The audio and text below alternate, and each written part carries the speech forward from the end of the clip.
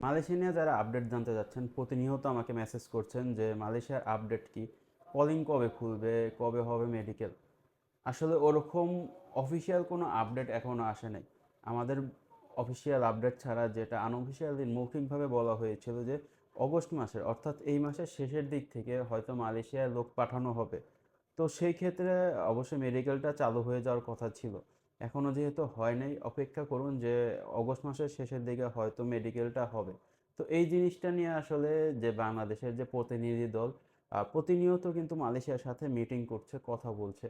তো এমন না যে বাংলাদেশ থেকে কোনো কিছু করা হচ্ছে না, বাংলাদেশ চেষ্টা করতেছে যে মালয়েশিয়ায় কোনোভাবে শ্রমবাজারটা ওপেন করার জন্য, কারণ শ্রমবাজারটা ওপেন করলে আমাদের জন্যই ভালো।